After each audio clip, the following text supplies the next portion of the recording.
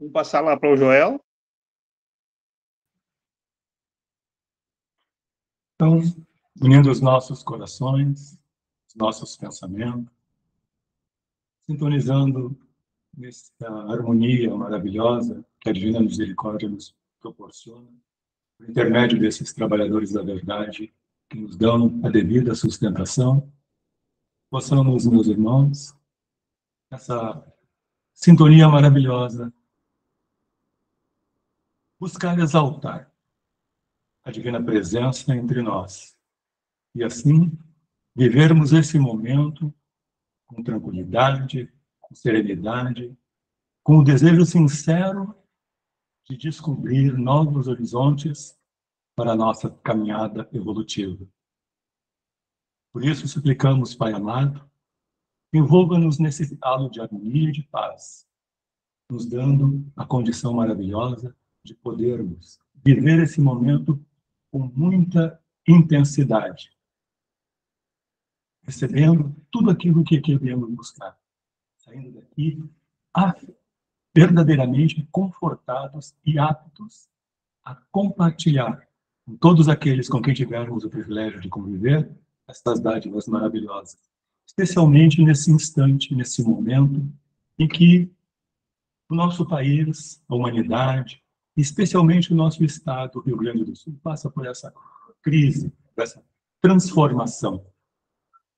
É a tua bondade chamando-nos ao despertar da consciência para que possamos nos irmanarmos, nos fraternizarmos e efetivamente desenvolver o sentimento maior daquele sublime amor incondicional tão bem exemplificado pelo Divino Amigo.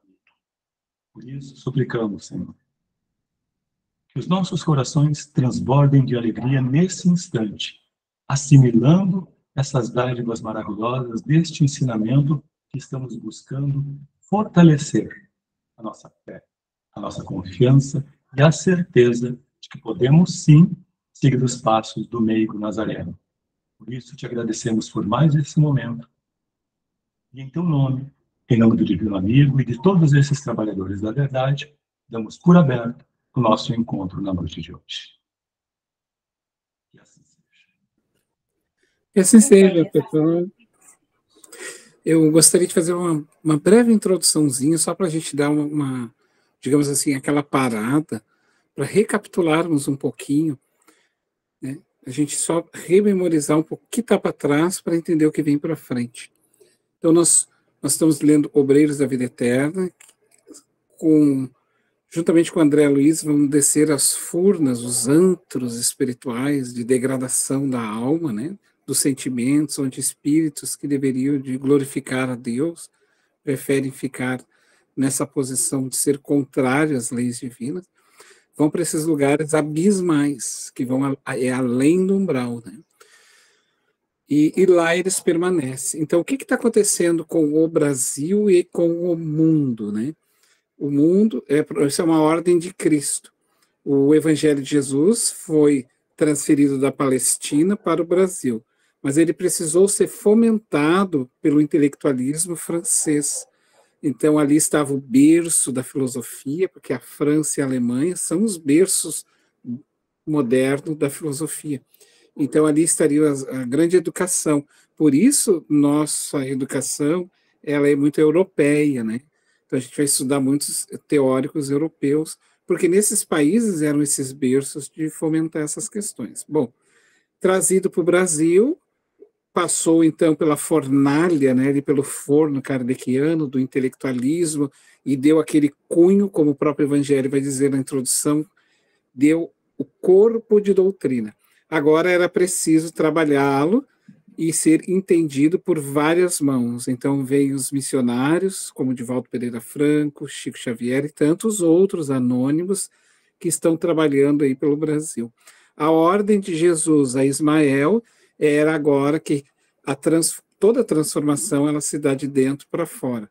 Então, assim como a transformação da alma se dá de dentro para fora, também a Terra precisa fazer essa transformação. Aí esses espíritos estão sendo recambiados desses ambientes, desses antros, né? Porque é um antro terrível assim da degradação moral, eles estão sendo trazidos para a Terra. E o Brasil receberia, então, milhares desses espíritos, porque o Evangelho estaria aqui. Então, ele então traria também da França, da Revolução Francesa, espíritos muito endividados com o Evangelho de Jesus, perseguidores do período período medieval, da Inquisição, para agora trazer de volta o Evangelho que eles mesmos perderam e jogar essas pessoas para esses lugares com ódio, porque muitas dessas pessoas foram para esses lugares com ódio de Jesus por serem perseguidos. Agora, quais somos nós? Os médiuns são esses retardatários morais que precisam trazer de volta a sua moralidade, agindo e trabalhando pelo bem, neste momento da transição. Então, esses espíritos reencarnam, muitos deles no Brasil, trazem a sua cultura, os seus vícios, né? O crack é um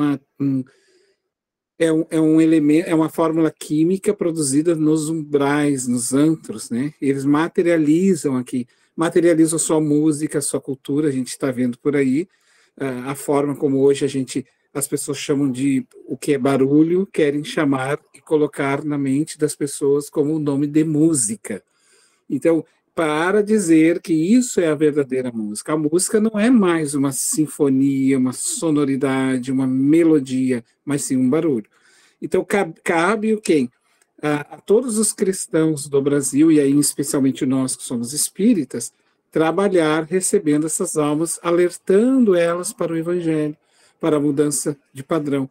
Então, começa essa transformação nesses antros, nesses umbrais, nesses vales abismais, e a casa transitória, então, Fabiano de Cristo, que é uma homenagem ao padre Anchieta, porque ele teve uma existência ao qual ele se chamava Fabiano, no Rio de Janeiro.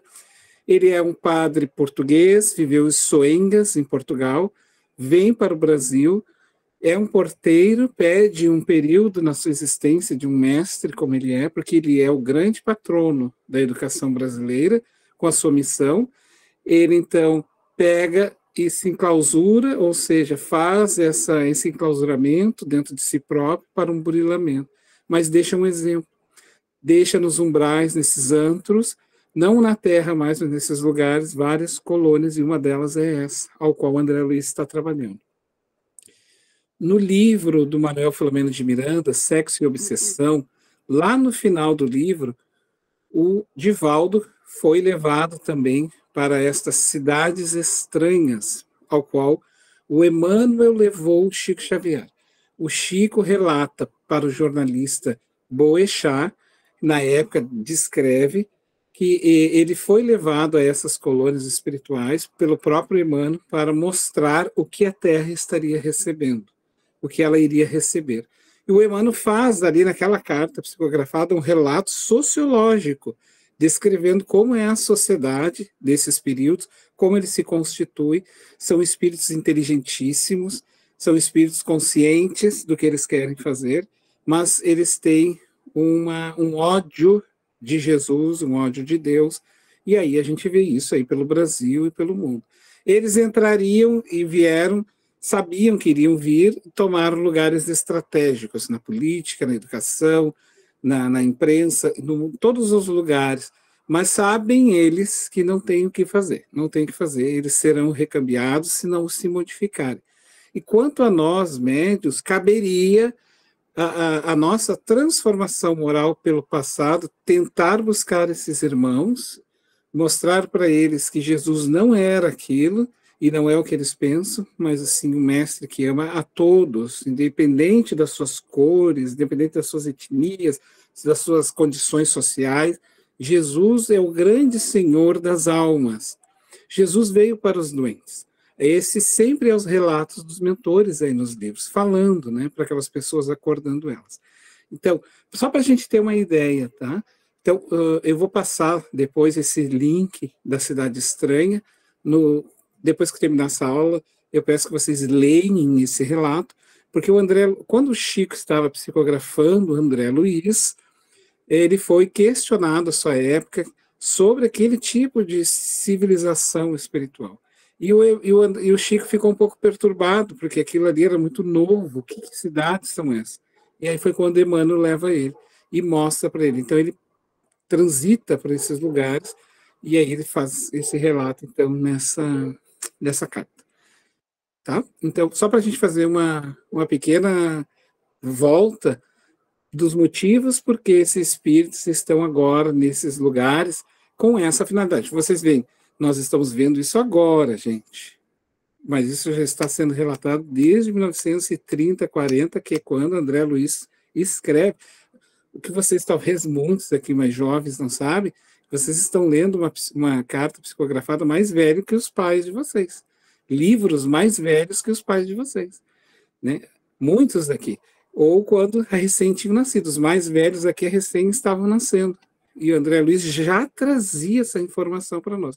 Então, vocês veem o trabalho que está sendo feito de lá para cá há muitíssimos anos. Muitíssimos anos. Então, hoje, nós vamos ver como é a asepsia, porque é feito a asepsia. É importante isso que eu vou falar para vocês. Uma das propriedades do perispírito é a plasticidade. O que é plasticidade? O espírito idealiza, e quando ele idealiza, ele exterioriza aquele pensamento. O pensamento, pela vontade do espírito, toma uma forma, e essa forma, então, mostra a sua intenção. Os espíritos bons e ruins veem a nossa intenção boa ou a nossa intenção ruim. Só que essa forma de pensamento, ela nos rodeia constantemente. Algumas transitam, ou seja, ela tem forma e desforma. Por quê? Porque uma hora eu penso, daqui a pouco eu não penso mais. Uma hora eu penso, isso é normal. Então, essa oscilação é normal. Mas, dentre essa oscilação, tem uma fixa. Aquela que a gente está sempre batendo na tecla. Então, essa é o que nos identifica. Então, isso é uma das propriedades do perispírito. A plasticidade, plástico, que dá forma, né? Por que eu estou falando isso? Porque nesses antros dos umbrais, desses abismos, eles pensam muito no mal, pensam constantemente em coisas e vingança. Imaginem que esses lugares ficam infectados de forma, pensamento, pesadíssimos de energias densas, fluidos extremamente pesados, que não só é deles, mas dos humanos na Terra, porque o ódio também da Terra alimenta isso, e é uma comunhão de pensamento. Só que daí chega um momento em que precisa fazer uma faxina. Bom? Então esse é o capítulo que nós vamos trabalhar hoje, essa faxina mental. Como é que ela é feita? Passa então para o Homero, amigo. Eu convidaria a Virgínia, pode ser, Virgínia? Pode sim, seu Homero. Então, nós estamos na lição 10, Fogo Purificador. Na manhã imediata, a administração da casa transitória achava-se de posse do roteiro a seguir. Os cronômetros acusavam 6 horas. No entanto, as sombras densas e monótonas dominavam a região. O Instituto recebia o concurso de vários servidores de outras organizações socorristas da mesma natureza, enquanto a irmã Zenóbia se mantinha absorvida pelos quefazeres imperiosos do momento, cercada de assessores, orientando atividades alusivas à mudança próxima. Ardendo de ansiedade por obter mais esclarecimentos acerca dos trabalhos em execução, acompanhei o padre Hipólito, que me convidou a inspecionar os movimentos do átrio. Segui-o gostosamente. O serviço ativo exigia a atenção e o esforço de grande número de colaboradores. Instado pelas minhas interrogações insistentes, o prezado companheiro informou: as instituições socorristas como esta podem alçar voos de grande alcance. E diante da minha funda admiração, continuou: permanecemos, porém, noutros domínios vibratórios, e não podemos ter grandes surpresas. As leis da matéria densa, nossas velhas conhecidas da crosta planetária, não são as que presidem aos fenômenos da matéria quintessenciada, que nos serve de base às manifestações também transitórias. O homem encarnado somente agora começa a perceber certos problemas inerentes à energia atômica do plano grosseiro em que situa, temporariamente, a personalidade. Como você não ignora as descargas elétricas do átomo etérico em nossa esfera de ação, fornecem ensejo a realizações quase inconcebíveis à mente humana. Nos círculos carnais, para atendermos aos nossos enigmas evolutivos ou redentores, somos francos prisioneiros do campo sensorial, prisioneiros que se comunicam com a vida infinita pelas estreitas janelas dos 5 sentidos. Não obstante o progresso da investigação científica entre as criaturas terrenas, o homem comum apenas conhece, por enquanto, uma 8ª parte do plano onde passa a existência. A vidência e a audição, as 2 portas que lhe podem dilatar a pesquisa intelectual, permanecem excessivamente limitadas. Vejamos, por exemplo, a luz solar, que condensa as cores básicas suscetíveis de serem assinaladas pelos nossos olhos, quando na Terra percebemos tão somente as cores que vão do vermelho ao violeta, salientando-se que a maioria das pessoas nada enxerga além das últimas 5, que são o azul, o verde, o amarelo, o laranja e o vermelho, não registrando o índigo e o violeta. Existem, porém, outras cores no espectro correspondentes a vibrações para as quais o olho humano não possui capacidade de sintonia. Manifestam-se raios infravermelhos e ultravioletas que o pesquisador humano consegue identificar imperfeitamente, mas que não pode ver. Ocorre o mesmo com a potência auditiva. O ouvido da mente encarnada assinala apenas os sons que se enquadram na tabela de 16 vibrações sonoras, a 40.000 por segundo. As ondas mais lentas ou mais rápidas escapam-lhe totalmente. Há que obedecer às leis da gravitação e da estrutura das formas, na zona de matéria densa, para que a vida atinja seus divinos objetivos espirituais. O ex-sacerdote fez breve parada, sorriu afavelmente e acentuou: os movimentos de trabalho em nossa esfera de luta, portanto, não podem ser vistos com a mesma deficiência de exame que antigamente nos presidia às observações. A matéria e as leis em nosso plano permanecem bastante diferenciadas, embora emanem da mesma origem divina. As considerações eram sumamente interessantes para mim em tal conjuntura, apesar de já não ser leigo no conhecimento da aplicação de energia elétrica na colônia espiritual em que eu mantinha residência. As palavras de Hipólito tinham a virtude de aliviar-me o cérebro, atulhado ainda de reminiscências viciosas da crosta. O estimado amigo, não obstante reconhecer a leveza da substância etérea, em comparação com os fluidos grosseiros que constituem os corpos terrenos, chamou-me a atenção para o esforço hercúleo dos trabalhadores que articulavam diversos serviços atinentes à próxima modificação. A tarefa exigia decisão e boa vontade, assombrando o ânimo mais forte. A utilização de recursos ali, naquela casa de benemerência, insulada em tão escura paisagem, custava inauditos sacrifícios. A densidade da região influía inequivocamente nos serviços e os colaboradores realizavam atividades de gigantescas proporções.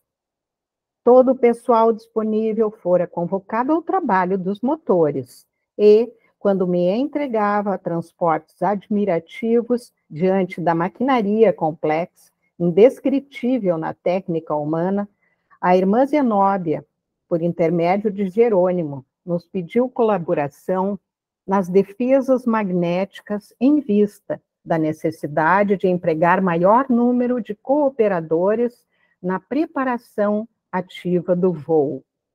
Não tínhamos tempo a perder. O próprio assistente que nos orientava, num belo exemplo de renúncia fraternal, tomou a dianteira, encaminhando-se para as faixas de defesa.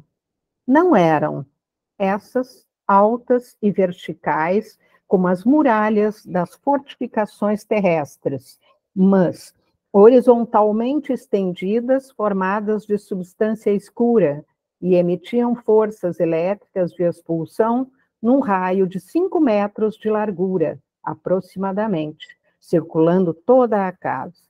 Diversos focos de luz permaneciam acesos e, em rápidos minutos determinado, responsável pela tarefa, colocava-nos ao corrente do trabalho a executar. Velaríamos pelo funcionamento regular de certos aparelhos geradores de energia eletromagnética, destinados à emissão constante de forças defensivas, e vigiaríamos o setor que nos fora confiado, de modo a sanar qualquer anormalidade. Finalizando as explicações, assegurou o colaborador: temos determinação para receber todos os sofredores que se apresentarem renovados, facultando-lhes ingresso ao pátio interno.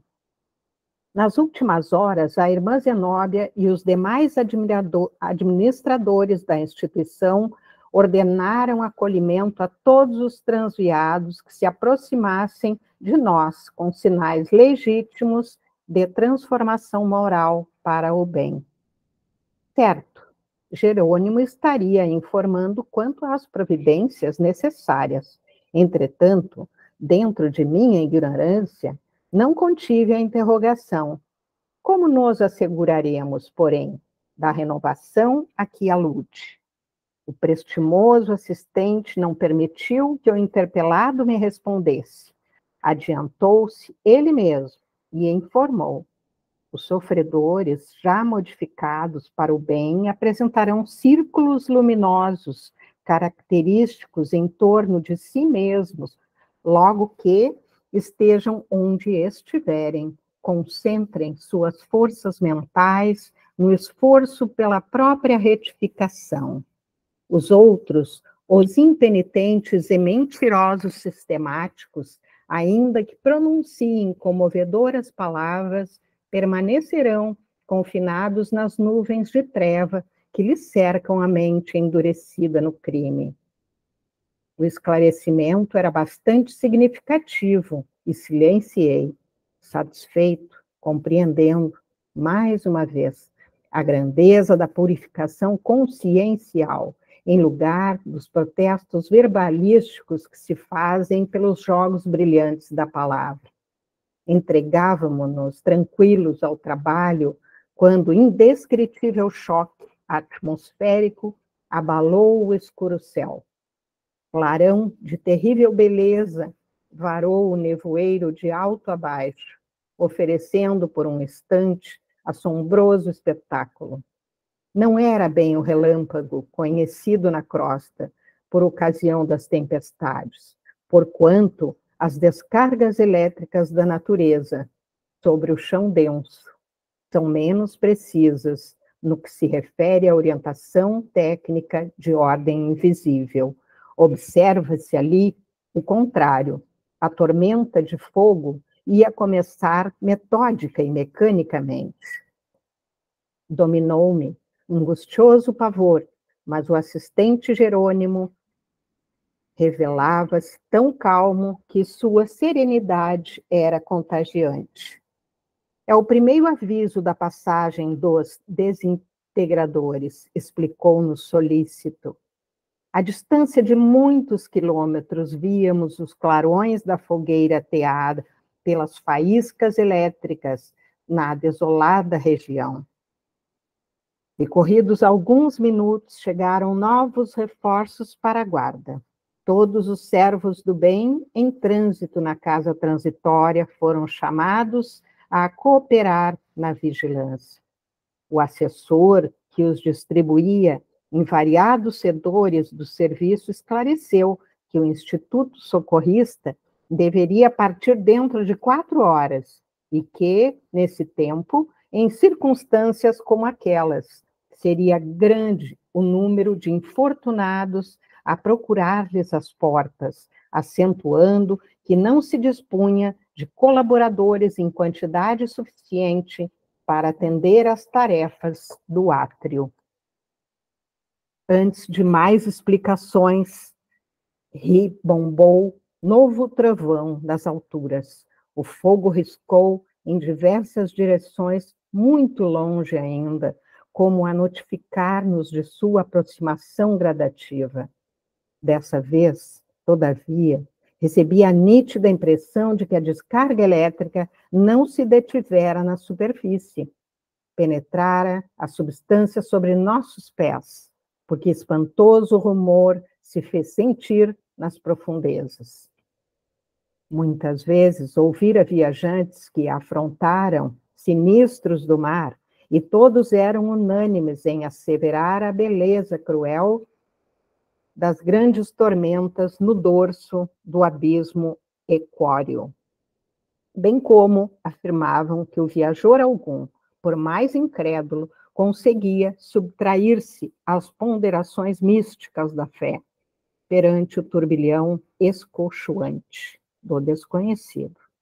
Ali, no entanto, a emoção era mais solene, os fatores mais complexos, tal o patético do fenômeno.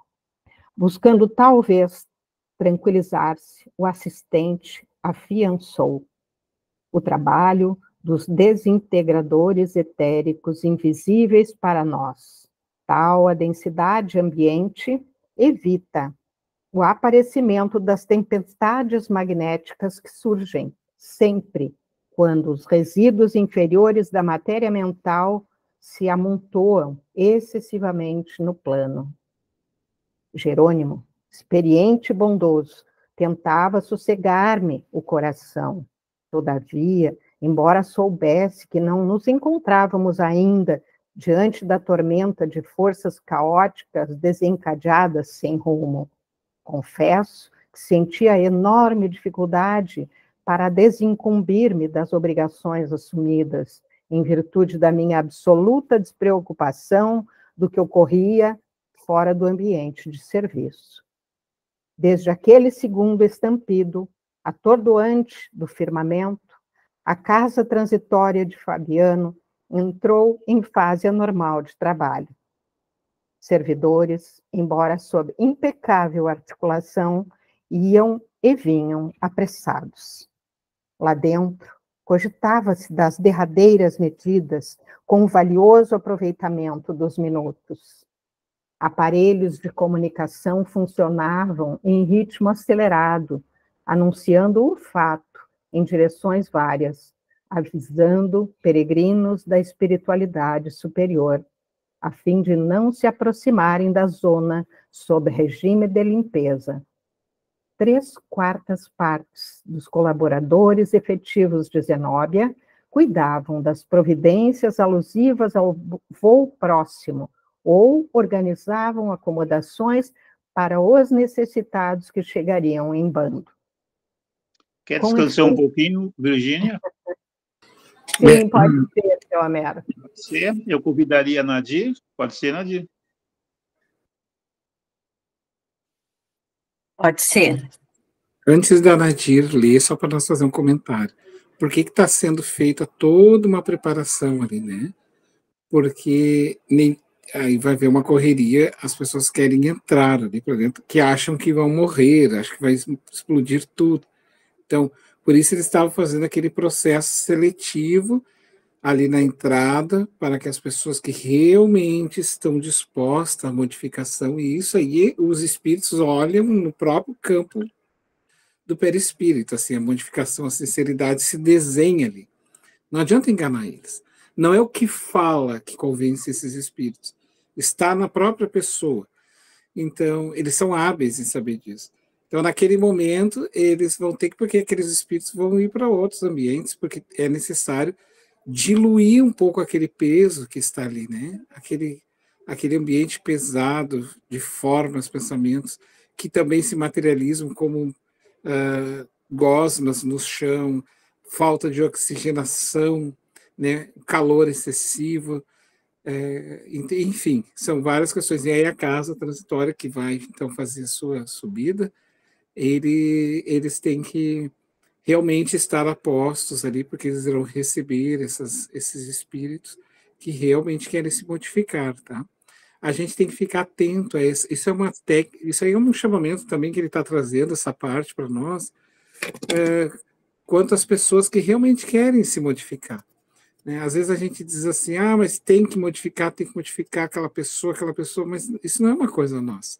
Isso é da própria pessoa. Porque às vezes nós trazemos para dentro da nossa casa uma pessoa que não obrigamos ou dizemos que é o único caminho, e quando vê ela chega e acaba deturpando e perturbando toda a ordem. Deus sabe o momento certo. Quando uma pessoa não escolhe caminhar pelo amor, ela vai vir pela dor. Então, de qualquer forma, ela vai vir, mas aí tem que ser ela que tem que bater essa porta. Os espíritos, né, dizem que nós é que temos que bater a porta deles pedindo ajuda, porque é o momento em que realmente nós estamos querendo, né? Então, é por isso que eles estão fazendo todo esse manejo aí, para poder ter um cuidado, né? Só para alguém gostaria, para não ficar somente eu falando, antes da Nadir ler, fazer algum comentário? Senão a gente segue. Fabiano, um registro bem rápido. Os que, por exemplo, o André, ele questionou quanto à identificação daqueles que estavam realmente com o propósito de se modificarem. Uhum. Ele foi informado que eles tinham uma luz, né? Um determinado cor de Sim. luz que também os identificava, né? Sim, era o perispírito. É aquilo que é a plasticidade, que é uma das potências do perispírito de dar forma. E aquilo não... O espírito não tem controle sobre isso. Essa coloração, essa forma, ele não tem como manipular, não tem controle porque ela é espontânea. Entende? Ela é muito mais rápida do que a intenção. Então, ele... É por isso. E o André Luiz é inexperiente nesse sentido. Ele não consegue perceber, porque ele viveu a vida inteira lá como médico, preso ao material, né? Por isso os espíritos fazem a introdução ali, que a nossa colega leu, agora me esqueci que a Virgínia leu para nós, o André Luiz sustentando a ideia de que nós ainda não conhecemos todas as potencialidades do átomo, portanto, nem todas as cores, as frequências, a nossa capacidade não só física, né, de perceber, mas espiritual, de determinadas frequências vibratórias pela nossa condição moral. Então, devido a isso, a gente já vê só aquilo que quer e consegue. Esses espíritos mais treinados, como a irmã Zenóbia e outros, eles já têm a capacidade mediúnica de perceber outras variantes de ondas vibratórias. Por isso, eles conseguem perceber rapidamente, assim, quando a entidade está querendo, o espírito, né, está realmente sincero na mudança. Primeiro, ela sente na própria, assim, rapidamente, como o Chico sentia rapidamente, assim, né, quando a pessoa necessitada estava chegando lá na porta, lá, aí ele estava lá na salinha dele, daqui a pouco a pessoa chegava lá e ele dizia, seja bem-vindo, meu irmão, eu estava te aguardando, entende? Então, porque a capacidade mental, assim, que se alarga, gigante, mas isso está atrelado à moral, tá? Quanto mais moralidade, mais capacidade de visão o espírito tem de perceber. E nesse caso aí, a irmã Zenobia e tantos outros tinham, né? Não é o que fala. Para o André Luiz ali é o que fala. Eu estou arrependido. Não é bem assim. Não é bem assim. Às vezes a gente tem que chegar e dizer, falar a palavra. Outro dia, assim, rapidamente, chegou uma pessoa na nossa casa. Quando ela chegou, era uma senhora bem vestida, bem arrumada. E ela, então, parou na porta. Perguntei a ela se ela gostaria de entrar, porque ela conhecia a doutrina espírita, se ela gostaria de saber. Não, não, não. Eu só quero ficar aqui. Aí, quando ela falou, eu senti o cheiro de álcool. Então, eu vi que ela não estava no seu estado normal. Aí, o tom é outro. Aí, ela percebeu, deixei ela à vontade. Logo depois, ela começou a dizer assim, eu não acredito em nada disso, ninguém voltou de lá para ver. Eu disse, olha, a nossa casa está aberta. Aí não tem o que falar. A gente tem que ter a noção de que como é que tu vai falar com uma pessoa que está no alcoolismo. Então, a gente apresenta, a casa está aberta, quando a senhora quiser voltar, fique à vontade. Ela falou assim, e aí ela começou a falar, foi falando, e eu senti quando as amigas espirituais disseram para ela assim, que ela deveria despertar, que deveria de ouvir algumas questões. Eu olhei para ela e disse, minha irmã, não está na hora de começar a olhar para dentro? Até quando vai ficar no álcool? Aí ela teve um choque, ela meio que ela disse, mas é a forma como eu tenho para ter um pouco de paz. Eu digo assim, não a paz verdadeira, isso aí é uma fuga psicológica. Está na hora de acordar. Ela disse, mas a droga está me deixando assim, eu tenho meus brios, assim, para ela, os seus dentes não vão ficar assim por muito tempo, porque ela tinha uns dentes muito bonitos, e aí a droga vai destruir os seus dentes. E eu sei como é que é isso, porque a gente vê aqui as pessoas que são usuárias de drogas, falam, não vai encontrar isso. Aí, depois passou um tempo, estava armando o tempo, ela disse, eu tenho que ir antes da chuva. Eu disse, pois é, pega uma Uber e vai. Não, eu vou caminhando, só preciso de uma Budweiser. Budweiser é uma cerveja, né? Para que eu possa ir embora. Eu peguei e disse assim, não, a gente não serve Budweiser aqui, mas a senhora fique à vontade de voltar quando quiser, mas não se esqueça que aqui é uma casa de transformação moral. E aí ela se foi, assim. Eu acho que a gente tem que deixar a mensagem e não ser tão piegas, assim. A gente tem que crer naquilo que, dentro da minha posição, obviamente, naquele momento, não com todas as pessoas, porque não existe uma regra para as pessoas todas. Existe um momento. Naquele momento era necessário. Porque daí a gente tem que... Porque a pessoa está alcoolizada. A alcoolizada está sob indução espiritual. Se tu não tem um pouco de energia naquela situação, a pessoa entra dentro da casa espírita e sai quebrando tudo. Entende? A gente tem que ter um cuidado, assim, uma sutileza de convencer e mostrar, né? Aí ela percebeu, foi embora. Quem sabe um dia ela retorna, assim, né? Mas existem tantos mecanismos para a gente procurar a felicidade. Não precisamos buscar no vício. Se está buscando no vício é porque não está pronto. Quando Kardec era romano, ele disse para Jesus... O Marquês de Sade é um exemplo para muitas coisas, né? E se enquadra, no meu ver, exatamente naquilo que tu está fazendo. Tem determinadas situações que chega num momento que tem que ser taxativo, né? Demonstrando para aquela pessoa que está ali, né, a firmeza na tua crença, a seriedade da tua crença, né? E tu estás abrindo as portas para ela, né? Isso é muito importante porque as trevas testam as casas espíritas, assim. Se aquela barreira ali foi vencida, logo vai vir outro. E aí eles vão entrando. Então as barreiras precisa haver uma barreira de entendimento. Qual é a barreira? Não é a barreira de não deixar as pessoas entrarem. Podia entrar, ela podia até entrar alcoolizada, mas desde que ela entendesse que ali é um espaço. Então, um espaço de oração e um espaço de modificação. Ela poderia ter entrado. Só que daí a gente tem que ter um cuidado, sempre em abordar, por isso a recepção, abordar as pessoas que entram, saudando-as, e também deixando claro qual é a finalidade do ambiente, né? Para que... As trevas vão testando, gente. Depois vai chegar um dia, se a gente for... Eles veem que a gente é ingênuo, né? Que a gente tem essa ingenuidade de não perceber. Isso é que o André Luiz aí está mostrando. Ele tem essa ingenuidade ainda de não perceber.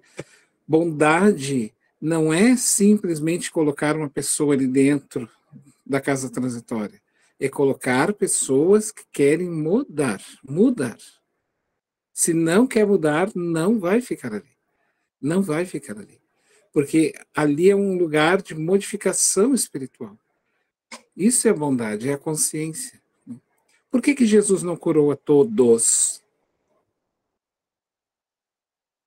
Porque Jesus podia ter curado todos. Porque ele sabia que muitos não era o momento.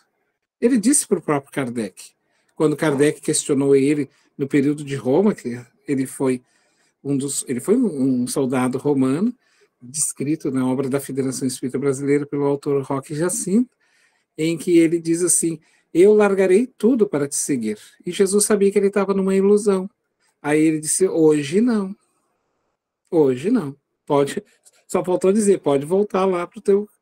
Amanhã, um dia, tu arderás nas chamas por mim, mas hoje não. Ou seja, ele não estava brilhado. Ele ainda tinha que bater o chão da vida para caminhar. Quando a meretriz Maria de Magdala questionou e disse para ele: Senhor, eu sou uma das mulheres mais belas e ricas, e ela era mesmo. Ela só saía com Césares, ela não saía com ninguém. Ela escolhia com quem ela se relacionava. E quando ela ouviu falar de Jesus, ela convidou Jesus para ir na casa dela. E Jesus nunca foi. E ela foi atrás. Ela disse assim: tu não podes negar a um dos meus convites. Ninguém nega o meu convite. E Jesus não responde para ela, porque é inteligência emocional.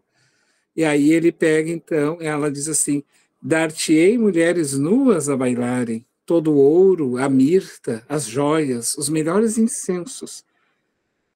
E aí ele diz assim: Maria, hoje não. Hoje não. Ou seja, ela ainda estava na loucura dela. Então tem que deixar ela viver aquilo. Quando ela, então, mergulha e vai para o fundo do fosso, que ela busca ele, e aí ele, então, ao desencarnar, ela se entrega para Jesus, e vai ser um dos maiores símbolos, juntamente com Paulo, o apóstolo, de transformação moral, porque é muito fácil, gente, a gente deixarmos de ser algo para sermos cristãos hoje. Isso é fácil. Difícil é tu sair do vício moral, como Paulo e Maria de Magdala. Esses são os saltos morais mais profundos, por isso eles são os destaques da modificação do cristão. E aí, quando ela então desencarna, Jesus vem buscar ela e ela diz: ó Senhor, tu viestes, ou seja, né? E ele diz: sim, hoje sim, Maria. Hoje tu está pronta. Então ele deu tempo. Então a gente precisa também reconhecer que tem pessoas que precisam de tempo. Eu vou me embora e não vou voltar mais. Vai em paz. Um dia a nossa casa está sempre aberta para te receber. E sempre aberta mesmo, né?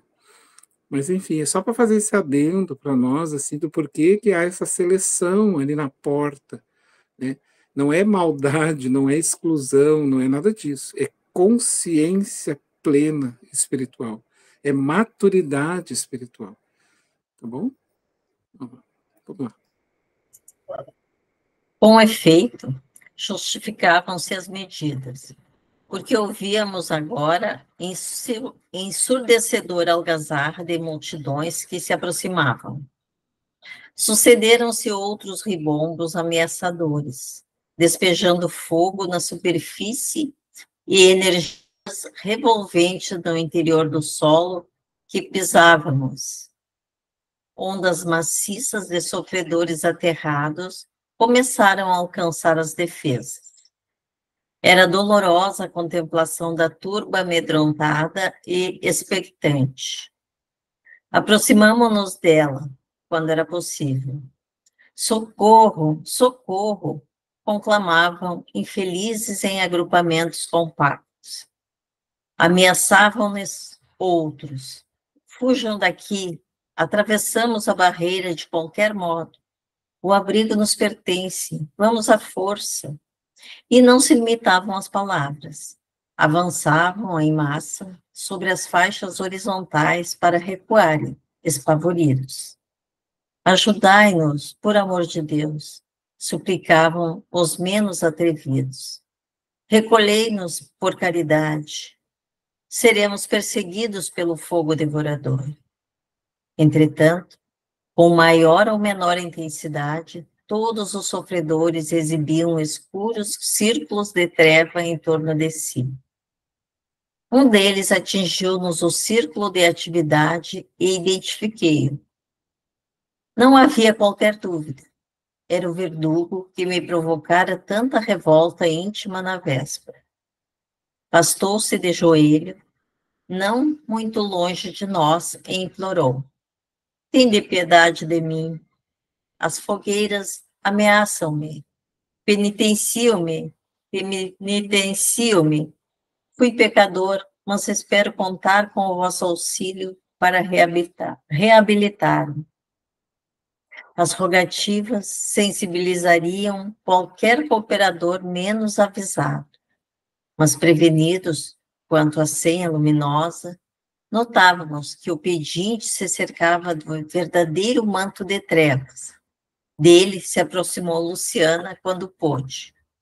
Fixou-o bem, fez significativo gesto e exclamou, espantada, embora discreta: oh, como é horrível a atividade mental deste pobre irmão! Vence-lhe no halo vital de deploráveis lembranças e propósitos destruidores. Está amedrontado, mas não convertido. Pretende alcançar a nossa margem de trabalho para se apropriar dos benefícios divinos, sem maior consideração. A aura dele é demasiadamente expressiva. Ia dizer mais alguma coisa. Bastou, entretanto, um olhar do assistente que nos dirigia, para que ela se calasse, humilde, reintegrando-se no trabalho complexo que tínhamos em mão. Dilatavam-se fogueiras enormes em direções diversas e raios fulgurantes eram metodicamente despejados do céu. Vasta dose de paciência era despendida por todos nós para conter a multidão furiosa. Impressionavam-nos as formas monstruosas e miseráveis. Me perdi só um pouquinho. Miseráveis a se arrastarem vestidas de sombra, quando começaram a chegar entidades aureoladas de luz. Trajavam farrapos e traziam comovedores sinais de sofrimento, dando a perceber que desejavam isolar a mente das centenas de revoltados que ali se congregavam em ativo movimento de insurreição. Contemplavam o alto e cantavam hinos de reverência ao Senhor, em regozijo da própria renovação. Cânticos esses abafados pela algarávia dos rebeldes agitados.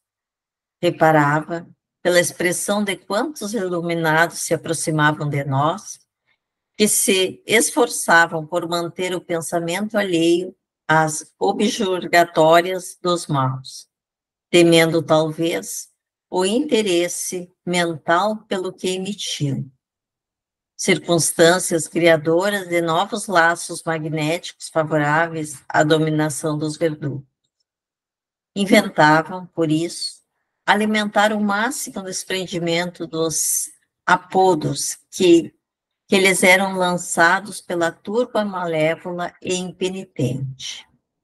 Formavam agrupamentos de formosura singular, sublimes quadros de paraíso, no inferno de atrozes padecimentos. Vinham de mãos entrelaçadas, como a permutar energias, a fim de que se lhes aumentasse a força para a salvação, no mínimo supremo da batalha que mantinham, talvez desde muito antes. E esse processo de troca instintiva dos valores magnéticos infundia-lhes prodigiosa renovação de poder, porquanto levitavam, sobrepondo-se ao desvairado ajuntamento. Emolduravam-se-lhes à fronte belos círculos de luz, com um brilho mais ou menos uniforme, enquanto os tipos de semblantes sinistros lhes dirigiam insultos. Elas cantavam hosanas ao Cristo, entoando louvores que, de certo, lembravam os júbilos dos primeiros cristãos, perseguidos e flagelados nos circos, quando se retiravam sobre os apupos e espectadores perversos. Mas, para se acolherem ao asilo de Fabiano, necessitavam pousar rente a nós, que lhes abríamos passagem prazerosamente. Entretanto, para alcançarem o átrio da instituição, eram compelidas à quebra da corrente de energia magnética recíprocas, mantendo-se de mãos separadas, e os recém-chegados, em sua maioria, desvencilhavam-se involuntariamente uns dos outros, tombavam enfraquecidos após prolongados esforços, logo aos primeiros passos na região interna da casa transitória. Semelhavam-se, assim, às aves esgotadas em laboriosa excursão, depois de atingirem o objetivo que as fizera afrontar distâncias e tormentas. Na qualidade de aprendiz incipiente, angustiava-me a observação. Tudo, no entanto, fora previsto pelas autoridades administrativas do Instituto. Enfermeiros e macas, em grande número, estacionavam, não longe de nós, promovendo socorros imediatos. Pequenos e admiráveis cordões de entidades, transformadas interiormente pelos dolorosos banhos de pranto santificador, chegavam agora de todos os lados. E as hordas ferozes e irônicas, rodeadas de trevas, multiplicavam-se também, em turbas compactas, ferindo-nos a audição com blasfêmia e injúrias contundentes. Entre os ingratos e rebeldes, havia, contudo, criaturas que se mostravam aflitas e genuflexas, tocavam-nos o coração fraterno com seus brados de socorro e amargurosas queixas, as quais, porém, não podíamos aliviar com qualquer benefício precipitado, em virtude da perigosa condição mental em que se mantinham, condição que lhes impunha sofrimentos reparadores. Quase 4 horas difíceis se escoaram, exigindo-nos delicada atenção na tarefa. E agora, a paisagem era mais sufocante, mais terrível. Serpentes de fogo desenvelavam-se dos céus e penetravam o sol, que começou a tremer sob os nossos pés. O calor asfixiava, sentindo os elementos vacilantes que nos ladeavam. Recordei-lhe a descrição no maremoto da Messina, em que, sob o auge do pavor, diante da natureza perturbada, não sabiam as vítimas como se colocarem a caminho do salvamento, porquanto, em torno, a terra, o mar e o céu se conjugavam num ciclópico e sincrônico arrasamento. A instituição, através de todos os administradores e auxiliares, operava com indescritível heroísmo. Com franqueza, de minha parte aguardava, ansioso, o sinal de regresso ao interior, tal a impressão desagradável de que me sentia possuído. Fitas inflamadas do firmamento caíam sempre, em meio de formidáveis explosões, oriundas de desintegração de princípios etéricos. Quando tudo fazia supor que não havia nas vizinhanças entidades em condições de serem socorridas, soou a clarinada equivalente ao toque de recolher. Enfim, suspirei aliviado. Consoante instruções recebidas, abandonamos os aparelhos eletromagnéticos da defensiva em funcionamento indiscriminado, e afastamo-nos apressadamente. Sorvedouros de chamas surgiam próximos e tamanha gritaria se verificava em derredor, que tínhamos perante os olhos perfeita imagem de vasta floresta incendiada, a desalojar feras e monstros de furnas desconhecidas. Atravessamos o pórtico do asilo, seguidos de todos os companheiros que ainda se conservavam no exterior. Escutávamos, agora, o ruído leve dos motores. Lá fora, espessos bandos de entidades perversas tentavam ainda romper os obstáculos, invadindo-nos o abrigo prestes a partir. A aflitiva inquietude empolgava-me. Que seria de nós se a multidão assaltasse o reduto? Por outro lado, a queda continua de faíscas chamejantes. A meu ver, punha em perigo a organização.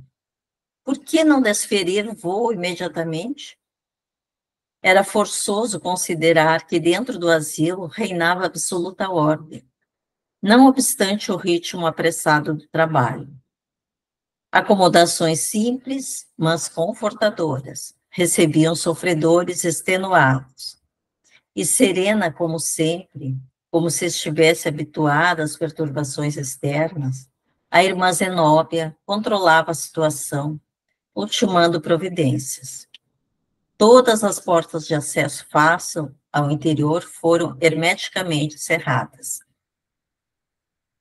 Logo após, a orientadora chamou-nos à vasta sala consagrada à oração e esclareceu que a casa transitória, para movimentar-se com êxito, não necessitava apenas de forças elétricas, baseadas em simples fenômenos de matérias diferenciadas, mas também de nossas emissões magnético-mentais, que atuariam como reforço no impulso inicial de subida. Zenóbia fora breve, dadas as circunstâncias do momento. Mantínhamos-nos todos em ansiosa expectativa, concentrados na câmara da prece, com exceção dos companheiros que se achavam em serviço de assistência imediata aos recolhidos das últimas horas, e de quantos se conservavam na sentinela, junto à maquinaria em funcionamento. Funda emoção transparecia em todos os rostos. Lá fora, fugiam elementos em atrito. A diretora, após convidar-nos a transfundir vibrações mentais, num só ato de reconhecimento ao Senhor, tomou entre as mãos lindo volume. Reconheci-o imediatamente. Era a Bíblia, nossa conhecida de tantos anos. Abrindo-a, atenciosa, a orientadora começou a ler o Salmo 104 em voz alta, pausada e solene. Bendize, ó minha alma, ó Senhor. Senhor, Deus meu, engrandecido, de majestade e de esplendor, revestido de luz, como de um manto, desdobraste o céu como sagrada cortina da vida. Construíste as sublimes câmaras das águas, fazes das nuvens o seu carro, e derramas teu hálito criador nas asas do vento. Enches o universo de mensageiros, e por vezes tomas por teu ministro fogo devorador. Fundaste-nos a casa terrestre em bases seguras, garantindo-nos a vida em séculos de séculos. Deste-lhes o abismo e píncaros por vestidura. Santificaste as águas para que se elevem sobre os montes, mas a tua voz de comando, todos os elementos se transformam. Por que se envias a música da manhã, envias igualmente o trovão destruidor. Elevam-se montanhas, descem vales, ao lugar que lhes marcaste, sem que ultrapassem seus limites. Fazes sair, Senhor, as fontes dos vales, fertilizando os montes. Dás de beber aos animais do campo, e sacias a sede as plantações silvestres, onde as aves do céu guardam seu ninho, louvando-te dia e noite. Quer descansar um pouquinho, ô Nadir? Pode ser? Quer que eu termine só a partezinha aqui dos Pode dois? ser, pode ser. Pode ser. Irrigas o topo das montanhas, jorrando água do céu, para que a terra seja farta de frutos. Eu convidaria a Cleonice, pode ser, Cleonice?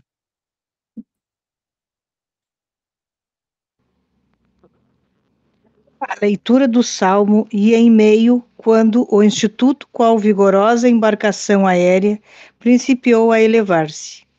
A devotada orientadora não lia apenas, pronunciava os vocábulos de louvor, compilados há tantos séculos, sentindo-os intensamente. Oh, maravilha! Tamanha era a comoção com que se dirigia, humilde e reverente, ao Senhor do Universo, que o tórax de Zenóbia parecia misterioso foco resplandecente. Contagiados pela sua fé ardorosa, uníamos-nos na mesma vibração. O oratório encheu-se de profusa claridade. Luz irradiante ganhava os compartimentos próximos e deveria espraiar-se, lá fora, no campo de sombras espessas. Eminentemente comovido, observei que a casa transitória, deslocada vagarosamente de início, punha-se agora em movimento rápido. Não pude examinar particularidades do fenômeno. A atitude recolhida de Zenóbia, em oração vigilante, compelia-nos a sustentar o mesmo tono vibratório ambiental. Reparava, porém, que a instituição socorrista subia sempre. Decorrida quase uma hora de voo vertical, alcançamos uma região clara e brilhante. O sorriso do sol trouxe-nos alívio. Levantou-se a diretora e, seguindo-a, erguemo-nos de novo, compreendendo que a fase perigosa passara. Desde esse momento, a instituição movimentou-se em sentido horizontal, viajando sobre os elementos do plano. Das pequenas janelas contemplamos as coloridas auréolas do fogo devorador. Grupos diversos puseram-se em palestra e observação. A irmã Zenóbia, cercada de assessores, comentava as próximas medidas referentes aos serviços de readaptação. Aproximando-me do assistente Jerônimo e do padre Hipólito, que trocavam ideias entre si, passamos a analisar a grandeza do trabalho sob nossos olhos. Oh, exclamei, se os homens encarnados entendessem a beleza suprema da vida, se aprendessem antecipadamente algo dos horizontes sublimes que se nos apresentam depois da morte do corpo, certamente valorizariam com mais interesse o tempo, a existência, o aprendizado. Jerônimo sorriu e ponderou. Sim, André. Todavia, importa observar que o plano transitoriamente pisado pelos homens permanece também repleto de mistério e encantamento. Para os que amam a glória de Deus, a crosta planetária oferece sublimes revelações, desde os estudos do infinitesimal até a contemplação dos grandes sistemas de mundos que se equilibram na imensidade. E meditando sobre as horas inolvidáveis que passamos, desde a nossa descida ao abismo, ouvi ambos os companheiros trocarem impressões acerca dos problemas transcendentes da vida. Como seja um aprimoramento do espírito e da forma, o planejamento dos destinos de orbes e seres, o governo místico da Terra e suas diferentes esferas de atividades e evolução, os vários tipos de criaturas na humanidade, as leis do progresso e da reencarnação, a extensão das forças condensadas no átomo etérico, a energia dos elementos químicos no campo físico das manifestações planetárias e o poder criador dos grandes mentores da sabedoria. Escutava-os entre o silêncio e a humildade, como aprendiz extasiado diante de mestres benévolos e experientes. Em breve, porém, após aurir lições que jamais esquecerei, reparamos que a casa transitória descia suavemente. Regressávamos ao círculo de substância densa, embora menos pesada e menos escura. Dentro em pouco pudemos localizar o abrigo de Fabiano em outra zona de serviço fraterno. Extensa legião de servidores aguardava a nossa chegada, a fim de colaborar conosco no esforço de readaptação. Gastáramos na viagem 3 horas e 35 minutos. Complexas atividades esperavam os obreiros dedicados. Preliminarmente, porém, a irmã Zenóbia, radiante, congregou-nos na jubilosa prece de agradecimento, após a qual Jerônimo nos convidou a sair. 5 irmãos fiéis ao bem, já em vésperas de libertação da carne, aguardavam-nos ao auxílio na crosta da terra, e era necessário partir. Ô, mano! Mano! Eu não sei, ficou mudo. Rosinha, Eu fui botar ali para clarear e apareceu isso. A roda ficou para trás, viu? Não é que ela não está falando. Bom, pessoal, isso faz parte, viu? Nós estamos online, não existe nada engessado, isso faz parte, não importa, nada disso importa, só a gente diz acidente de percurso. Bom, encerrou aqui o capítulo. Quer fazer algum comentário? Leonice, fica à vontade. Eu estava com o meu telefone carregando aqui ao mesmo tempo, aqui segurando ele. Não, é bem interessante, né? Assim, todos os momentos, as colocações, assim, os pormenores, né? Colocados, para a gente entender, se dar conta, né?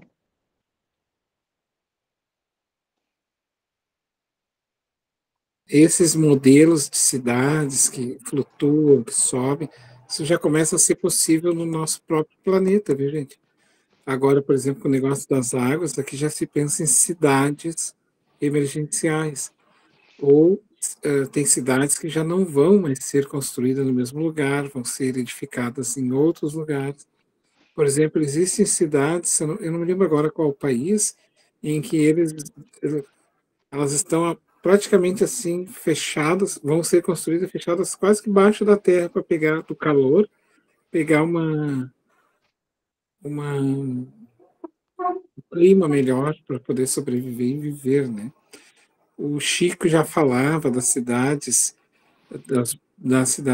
na Lua que vão ser construídas, né? Em outros lugares assim fechadas que podem ser transitórias e não. Então tem várias coisas. Por exemplo, imaginemos, né? Na época do Chico isso era hoje não. Hoje a gente sabe que é bem possível fazer. Né? A gente tem, por exemplo, uma situação, se monta um acampamento, se monta um hospital, né? Em um lugar assim, com todos os setores de emergência, de cirurgias e tudo mais. Então, a inteligência humana pode fazer tudo, sim. Nós podemos fazer muitas coisas, né, nesse sentido. Inclusive, daqui a pouco, levitar situações como essa aí do plano espiritual. Claro que é um outro momento do átomo, porque é espiritual, está numa outra esfera, né? Está lá no mundo espiritual, então é possível a manipulação desses elementos, como o André Luiz abre o livro explicando, né, que nós humanos ainda desconhecemos a potência da matéria e as condições dela. Natir, quer comentar também? Alguém mais, pessoal? Fabiano, acho interessante, igual você falou, né? Tem aí livro do André Luiz, de 1948, né? 1943, e eu acho interessante Porque se naquela época, tudo que o Chico já falava, principalmente em alguns livros dele, Ação e Reação, Entre Dois Mundos, né? Se a gente, se ele não tivesse uma integridade moral, era muito difícil, né, de acreditar nessa época em tudo. As pessoas não tinham nem consciência ainda para estudar esse tipo de livro. Então, assim, ele veio com esse livro, e se não fosse a integridade moral dele, eu acho que a gente desacreditaria, né? Sim, foi isso que levou. Ele sofreu, na verdade, essa crítica severa. Aí ele entrou num processo assim bem conflituoso, e o Emmanuel, então, que na verdade o Emmanuel que coordena toda a literatura do André Luiz. E o Emmanuel, então, pegou e levou ele para a Cidade Estranha. Aí é quando ele vai e observa, o Emmanuel mostra para ele esses lugares, e mostra esses ambientes, assim. E o Emmanuel faz uma descrição, assim, perfeita, assim. E aí é quando ele retorna, convencido de que sim, daí ele... Porque iria interferir na psicografia do André Luiz, né? Porque era mais para o futuro, né? Tem coisas que a gente tem que esperar. Muito mais, né? Sim, imagina. Fabiano, pode falar. Vamos dizer, se alguém lê o 10º capítulo e não estiver bem avisado, ele pode chegar ao término e pensar nas diversas reações do André Luiz, apesar de estar diante de espíritos como a irmã Zenóbia, o Jerônimo, né, extremamente experientes. Nós devemos considerar que, num dado momento onde o pânico tomava conta do André, o Jerônimo se mostrava extremamente tranquilo. Agora, a consideração minha é que, nesse período, o André Luiz ainda, digamos assim, ele ainda estava na fase inicial dele, né? E acredito que essa experiência ele não tinha vivido ainda, né? Mas a minha alusão é ao pouco tempo dele, né? Digamos assim, ele estava adquirindo ainda, né, experiência, né? A gente pode ver, e nós vamos passar por isso, né, quem lê toda a obra do André, que bem mais adiante, né, tu vais ver o André em relação a esse momento quase que um espírito, aliás, bem modificado, né?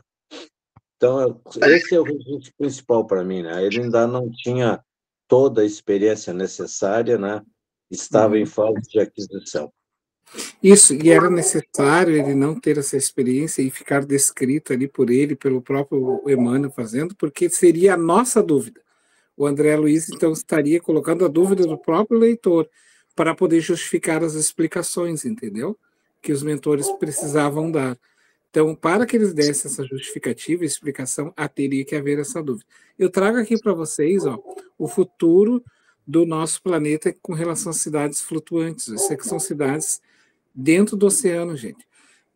Como nós estamos num plano de matéria densa, matéria, então não tem como ainda flutuar um troço gigante desse, né? Então, o oceano, que é uma parte do fluido cósmico universal condensado, ele, então, seria a base dessa cidade flutuante.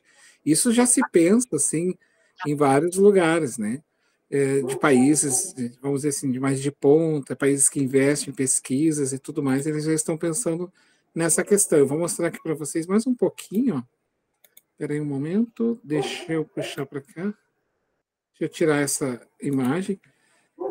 Então, aqui, ó, por exemplo, nessa cidade flutuante que está no oceano, é uma cidade imensa que está ali. ela está amparada pela água. A água é uma energia, o material é. Então ela está condensada. Agora imagine no plano espiritual essa energia que não é pesada como a água, como os elementos que compõem a água. Lá no plano espiritual são outros elementos que compõem, né? Então é possível flutuar para cima, né? Aí eu vou trazer aqui para vocês, por exemplo, ó, deixa eu tirar aqui rapidamente. Opa, cidades flutuantes aqui. Ó.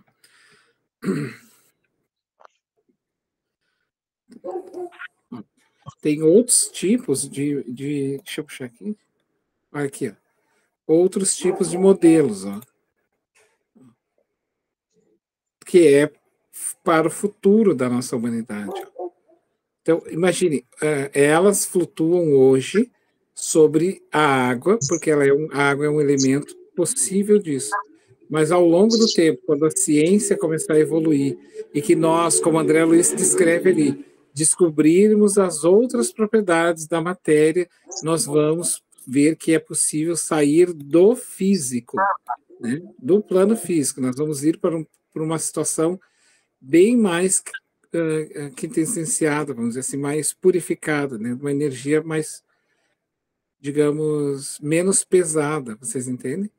Então, por aqui nós temos uma ideia do que se anuncia para o mundo novo, o nosso mundo novo. Nosso mundo novo que está chegando, que é o... Vocês vão ver aonde está descrita a promessa dos herdeiros do mundo novo. Sabe aonde que está? Procurem no livro Há 2000 anos, do Emmanuel, no capítulo intitulado É do meu reino. Como é que é o nome? Eu fiz um vídeo, inclusive. Eu vou colocar ali, tá? Na descrição para vocês. Alguma coisa do meu reino. Então, Jesus falando. Nesse capítulo, Jesus fala, e Emmanuel coloca, Jesus mostrando como vai ser o mundo novo pós a transformação. E aí nós vamos ter, nós vamos sair de uma cela espiritual que nós nos encontramos. Qual é essa cela espiritual? Nós vamos ter contato com outros seres de outro planeta, porque nós estamos, digamos assim, prisioneiros no universo. Nós não temos condições morais para ter contato com seres mais sublimes de outros mundos. Agora nós vamos ter. Isso vai ser os que se auto-elegeram, porque se modificaram, porque são espíritos regenerados. Então, esses espíritos que se regeneraram, ali está o exemplo daquelas entidades que se regeneraram e entraram para a colônia, eles vão ganhar esse prêmio, uma ciência nova, uma educação nova.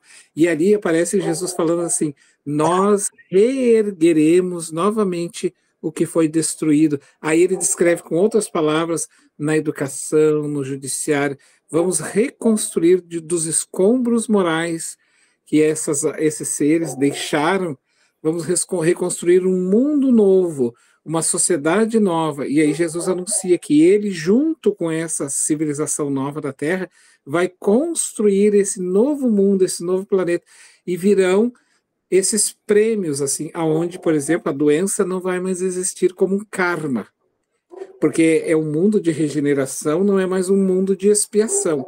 Então, vamos ter os desafios morais? Vamos, mas só que a ciência vai estar, nós vamos ter esse prêmio de uma ciência tão iluminada e amparada, de uma psicologia tão iluminada, que nós não vamos ter as pungentes das dores. E também um outro detalhe que é importante, que ele vai dizer ali, que esse mundo novo vai anunciar essa tão felicidade. E está lá no Evangelho. O que é o mundo de regeneração? Ele é um mundo de transição, tá? Ele transita entre a expiação e o mundo feliz. Aí eu quero dizer para vocês, se ele transita, ele é só uma transição de uma preparação, ninguém mais vai sair, só vai ir, eu quero anunciar para vocês, e isso é uma lei. Quando Jesus fala, é uma lei. Ninguém discute com Cristo. Ninguém diz o que Jesus tem que falar. Jesus estabelece uma lei. Vocês serão felizes eternamente. Você tem noção, consegue perceber isso? Que nunca mais vai haver sofrimento. É o mundo feliz. Ou seja, não vai haver mais essa infelicidade. Mas esse mundo de transição, por que esse mundo de transição, de regeneração e de transição está no Evangelho?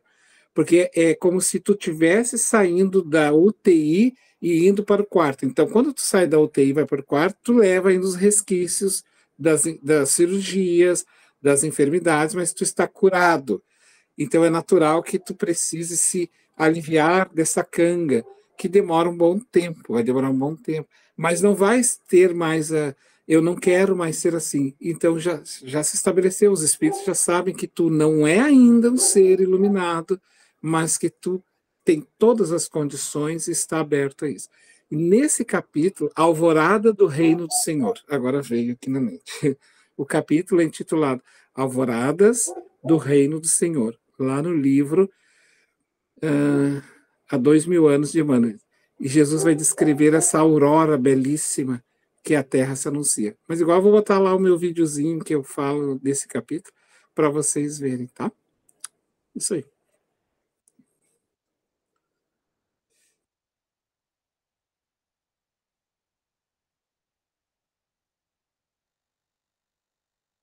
Passo a palavra para vocês, ou para o Homero. A Rosa acho que quer falar, mas o microfone está desligado. Ô, Fabiano, as pessoas que vivem, né? Essas pessoas que ficaram lá, que ele foi feito esse fogo purificador, mas aqueles espíritos endurecidos ainda ficaram lá, eles vão ter uma nova chance no momento, em outro momento? Sim, é aquela questão assim, ó. A pessoa, é a dor, né? Ela vai, foi para outros ambientes, foi se recolher, só que naquelas zonas onde estava a colônia transitória era necessário fazer aquilo, naquela circunstância, naquela cidade. Temos que imaginar que a colônia transitória não é uma casa, tá, gente? É extremamente, pensem numa cidade gigante, assim, como uma capital grande, assim, algo gigantesco. Então, eles se vão...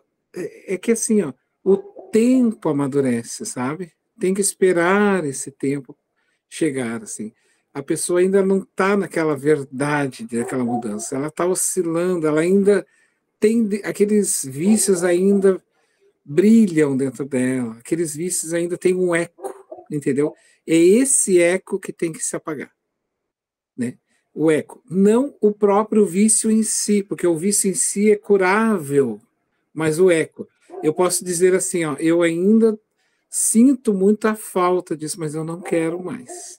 E esse é que é mais importante para os espíritos, esse não quero mais, assim, sabe? Porque as feridas custam para secar, a gente sabe disso. Mas a vontade de curar, ela tem que vir da alma mesmo, né?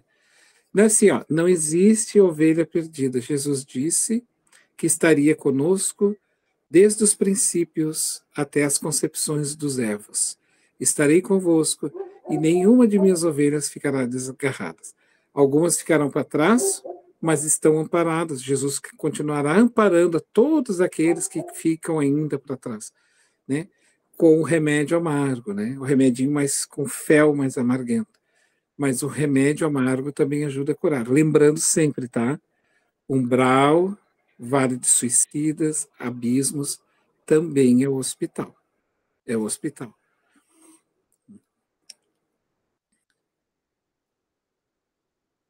Obrigado, Fabiano. Bem esclarecedor agora. Eu pensei que eu ia ficar lá o resto da vida. Vocês sabem que este momento, assim, a gente olha, é um momento muito grave, viu, gente? Na condição de Jesus, ele está, assim, é muito sério, porque Jesus não ama como nós. Aliás, nós não amamos como Jesus. O amor de Jesus é muito maior, a ponto de precisar deixar um dos seus filhos, porque ele está na condição de um pai para nós. Comparado, ele está na condição do nosso protetor, do nosso irmão mais velho, aquele que segura a mão, que tem que cuidar dos mais novos. E ele,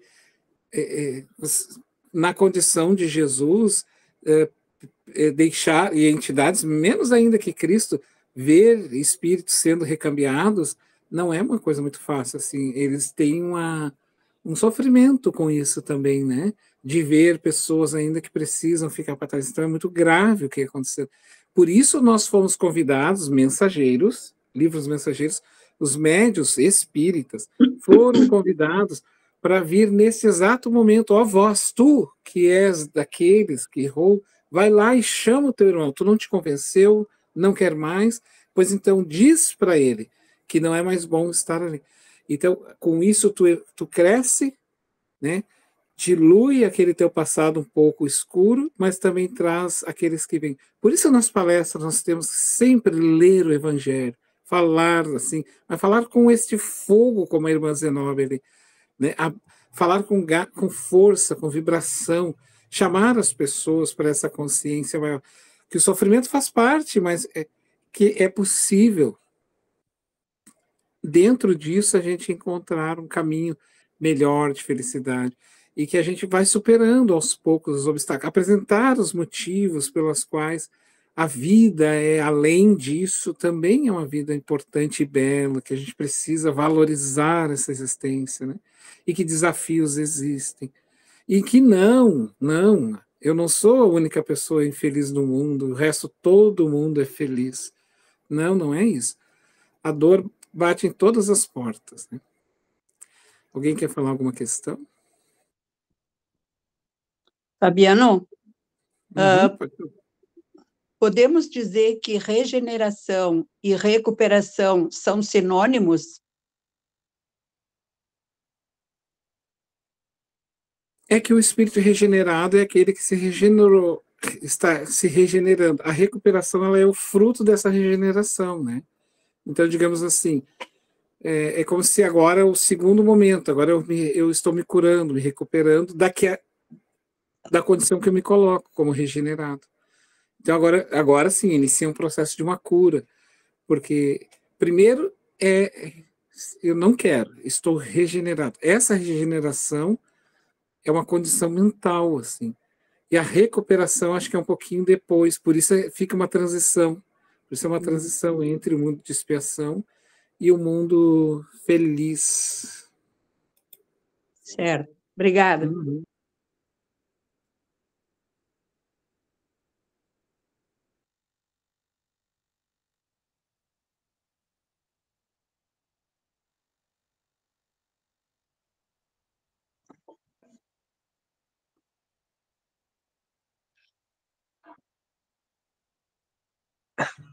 Alguém gostaria de fazer mais algum apontamento?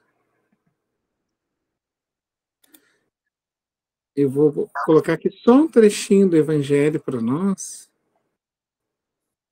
Só um momento aqui.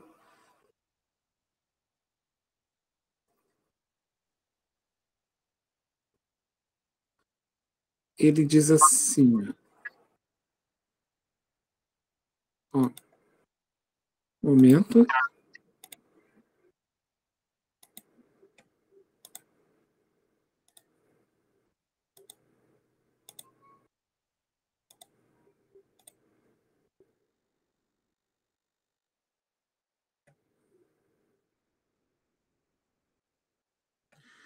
Aqui, ó. Nos mundos felizes, a relação de povos para povo sempre é amigável, jamais são perturbadas pelas ambições de dominação e pelas guerras que lhes são consequentes. Não existe senhores nem escravos, nem privilegiados de nascimento. Nestes mundos, o que prevalece é o grau de adiantamento moral e intelectual de cada ser, pois por possuírem condições fisiológicas mais sutis que lhes proporcionam um entendimento mais sensível às leis universais, e dessa forma compreenderão que todos somos irmãos, ou seja, é a condição do espírito regenerado, ele está entendendo isso, buscando um bem comum, que é a evolução espiritual, e que o bem comum entre os povos são muito mais agradáveis e úteis para o progresso, ou seja, está entendendo que não precisa fazer guerra. Você veja que está saindo da expiação.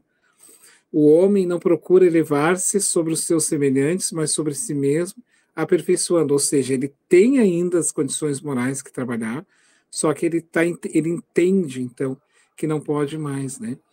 E aí, depois ele diz assim, ó, A nossa ambição aqui na Terra é sermos melhores do que os outros, ter mais dinheiro e o melhor carro, a empresa, o sucesso, que fatura milhões, enfim. Ser melhor custe o que custar. Essa é a ambição de muitos dos encarnados. Porém, nos mundos felizes, essa ambição é inútil, é fútil, pois compreendem que nada é deles, que tudo é do universo e que ele retornará. Dessa forma, ou seja, a compreensão do próprio Evangelho, né? Então, lá no Evangelho, depois vocês abram, quando ele vai falar dos mundos de expiações, aí ele vai dizer, né, que os mundos de expiações são, na verdade, os mundos de regenerações, desculpa, são, na verdade, uma transição entre o mundo de expiação e o mundo feliz. E porque já está se conscientizando disso, né? Eu queria ter pego aqui essa parte, mas eu não achei para lermos exatamente esse ponto, assim. Então, ali o trabalho da irmã Zenóbia, dos espíritos, todos ali vêm nos mostrar quanto tempo já estamos fazendo, e agora nós aceitamos, porque estamos... Vocês sabiam que vocês estão na condição de regenerados, né? Então, somos regenerados. Ah, mas eu tenho vícios a mudar. Não, isso não é problema. Isso o tempo cura. É preciso estar regenerado. Não quero mais o mal. Então, agora vocês já são aptos a estarem neste mundo, porque não é um mundo de espíritos purificados. Como a própria palavra diz, é um mundo de espíritos que se regeneraram. Né? Alguém que gostaria de falar alguma questão, colocar algum ponto de vista? Ou passo para o Homero daí. Tudo certo, pessoal? Passar para o nosso irmão Joel.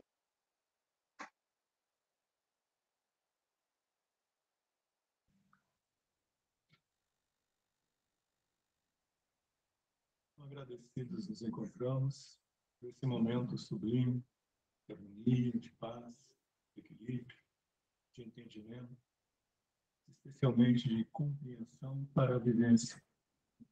O sublime sentimento aquele amor incondicional.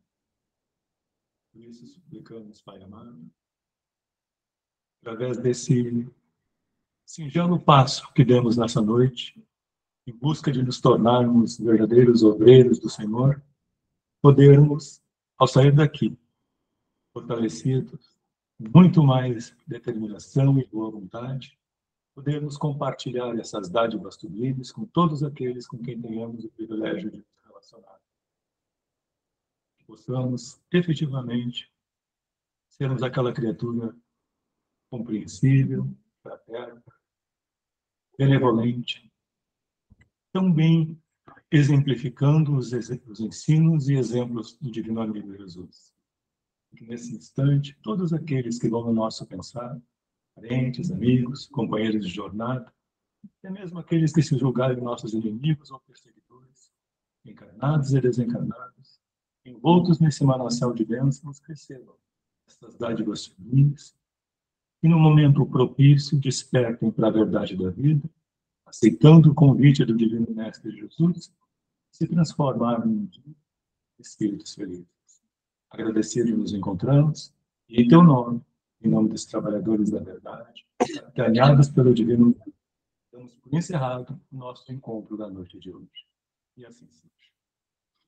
Que assim seja. Assim seja, pessoal. Boa noite para vocês. Boa noite. Fiquem com Deus, gente. Boa noite. Até a próxima.